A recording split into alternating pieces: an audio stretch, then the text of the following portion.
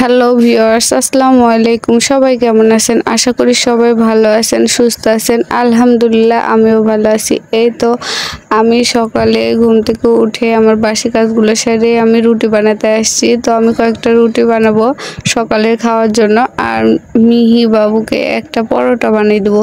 তো মিহি বাবু এখনই বলছে আগে আমাকে পরোটা বানিয়ে দাও, পরোটা বানিয়ে দিও।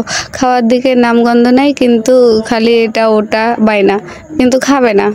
তো এখন আমাকে বলছে আমাকে বানাতে দাও, তুমি যাও, তোমাকে বানাতে হবে না, তুমি ঘরে যাও, আমাকে দাও, আমি বানাই। এভাবে আমাকে জ্বালাচ্ছে। তো সবসময় এভাবে বসে থেকে আমাকে কাজে, মানে মেয়ে তো তাই সবসময় মায়ের কাছে থাকে থাকে কাজে কাজে সাহায্য বলতে কি, কোনো কিছু যদি বলি যে এটা নিয়ে এসে দাও, ওইটা নিয়ে এসে দাও, আমার মেয়ে শোনে, নিয়ে এসে দেয়, খুবই ভালো। আবার একটু দুষ্টু আছে, ছোট বাচ্চারা তো দুষ্টুমি করবে, তাই না? তো আমার থেকে বেলুন কেড়ে নিয়ে বলছে আমি বানাবো, আমি বানাবো। তো আমি বলছি বানাও তাহলে, আমি যাই ঘরে শুয়ে থাকি, তুমি বানাই গিয়ে আমাকে রান্না বান্না শেষে আমাকে ডাকো। তো বলছে আচ্ছা আচ্ছা। দিয়ে আমি বলছি তাহলে তো আজকে আমার আর খাওয়া হবে না। দিয়ে তো হাসাহাসি করছি, মা মেয়ে মিলে কী আর করবো। দিয়ে তো এখন আমি রুটি বানিয়ে, তখন আমি বলছি আচ্ছা ঠিক আছে রুটি বানাবো না, তোমাকে আগে একটা পরোটা বানিয়ে দিই। তো এই তো দেখেন ওই মনোযোগ দিয়ে ওখানে বসে আছে। সকালে ওকে প্রায় আমি পরোটা বানিয়ে দিতে চাই, কিন্তু ওই খায় না, তো নষ্ট করে, এর জন্য আমাকে ভালো লাগে না। তো আমি যেটা রান্না করি আমাদের জন্য ওটাই খাওয়ানোর চেষ্টা করি, কিন্তু খুব একটা বেশি খায় না, ওই বাইরের জিনিস একটু বেশি খায়, ওই জন্য চিকনা হয়ে থাকে, মোটা হতে চায় না। তাই আমি ওকে এক্সট্রা ভালোভাবে রান্নাবান্নাও করে দিই না। যখন একটু বুদ্ধি হবে, বুঝবে, তখন আমি ওর জন্য রান্নাবান্না ভালো করে করে দেবো। খাওয়া শিখবে, নষ্ট করবে না তখন।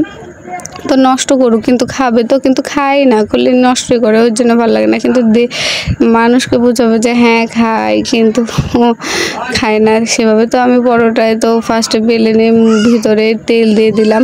তেলটা দিলে কি পরল পরল পর্দার মতন পাতলা পাতলা হয়, খেতে ভালো লাগে, আর সুন্দর একদম মুংলাই পরোটার মতন লাগে, মানে হোটেলে যেভাবে বিক্রি করে বানিয়ে ওরকম টাইপের হয়। তো আমি এইভাবে পরোটাটা বানালাম। তো এটা অনেক বড় হচ্ছে, ডোটা নিয়েছি অনেক আটার, তো হচ্ছে অনেক বড় হচ্ছে। তো এইভাবে তো এত বড় কড়াই ভাজা যায় না, তাই জন্য আমি হচ্ছে এটা ছুরি দিয়ে অর্ধেক করে, এই তো 4 ভাগে ভাগ করে নিব। দিয়ে তো মোটা অনেক, দেখতে মোটা লাগছে না, কিন্তু বাস্তবে মোটা। তো এটা আবার একটু আমি হচ্ছে বেলুন দিয়ে একটু হচ্ছে বড় করে নিব। বড় করার পরে আমি হচ্ছে এই তো বড় করে নিচ্ছি। তারপরে একটু বেশি বড় হয়ে গেলো তাহলে একটু ভালোভাবে পাতলা হবে। তো আমি এখন একটু তেল দিয়ে দিলাম, দিয়ে এখন ভাজে দেবো। আমার একটা ছোট বোন আছে, তার বিয়ে হয়েছে আমার এপাড়া আর ওপাড়া। তো আমার বোনের ছেলে প্রতিদিন পালিয়ে পালিয়ে আমাদের বাড়ি চলে আসে। তো দেখেন, তাই 2টা খাইতে পারবা? তোমার এটা কে হয়? আর তোমার এটা কে হয়? তাই তুমি তোমার মাকে না বলে আমাদের বাসায় চলে আসছো? তোমার আম্মু কাঁদবে না?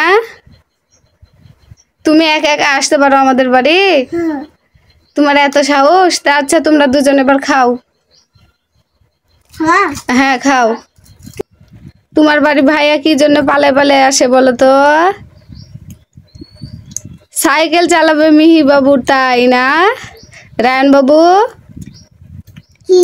মিহি বাবুর সাইকেল চালাবা, তাই তুমি চলে আসো পালা পালা। তোমরা তো দুজন খুব দুষ্টু। বলো আম্মু। মিহিরমা বাবু বলো